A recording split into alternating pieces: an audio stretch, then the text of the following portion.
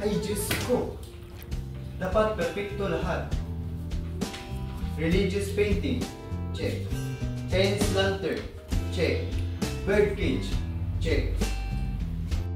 Dapat magmukhang social para akalain nilang mayaman ako. At ito na ang mga guests, mga praile, opisyal at ang mga chismosa ng bayan. What you gonna do? What you gonna do when they come for you? Bad boys, bad boys. What you gonna do? What you gonna do when they come for you? When you were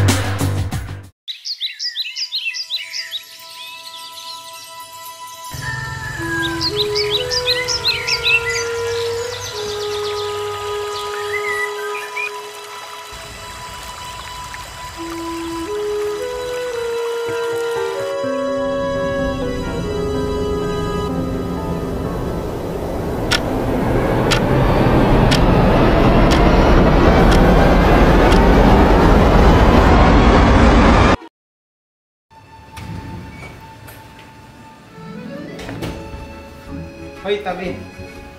Ako ang blessings dito. Huwag niyo kong harangan. Pwede. Baka naman pwedeng mating composure. Composure? I'm holy.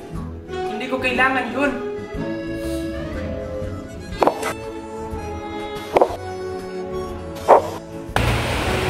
Ay nako, ang dami ko dati pa sa Madrid. Look at this.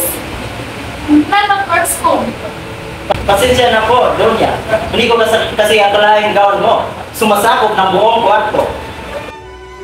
Inggit ka lang kasi klase ako. Sige, upo na po kayo.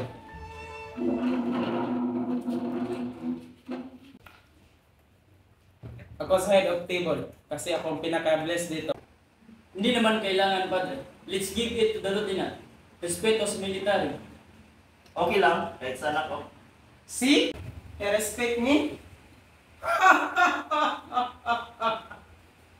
At dito nagsimula ang unang church versus state battle sa upuan pa lang.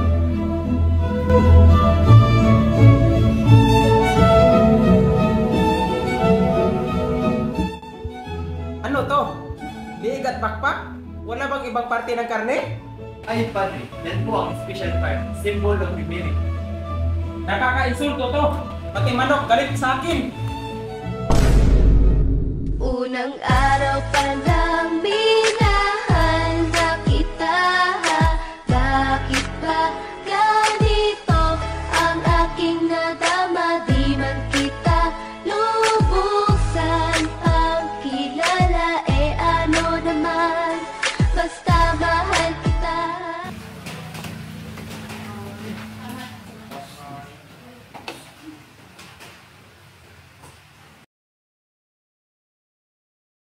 Mga Ginoo at Gina, sa aking paglalakbay sa Europe, nakita ko ang kamlaran ng kanilang bansa at ang yan. Ay nako, magbida-bida pa. Hindi mo kilala ang mga Pilipino.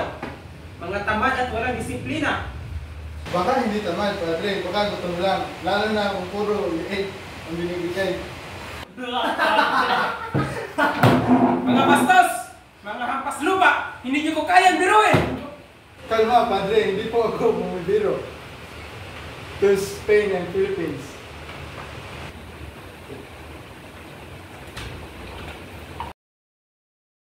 Edukasyon sa Europe? Ha! Kalukuhan yan! Dapat iba na ang mga Pilipinong nag-aaral dyan! Tama. Masyado na silang matalino.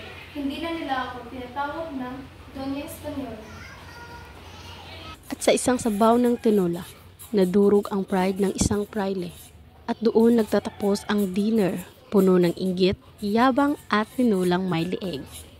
Sa huli, ang dinner na ito ay hindi lang tungkol sa pagkain, kundi sa pride, power at social climbing ng mga taong gustong magmukhang santo pero gutom sa respeto. Next time ha, gusto ko yung lechong baboy.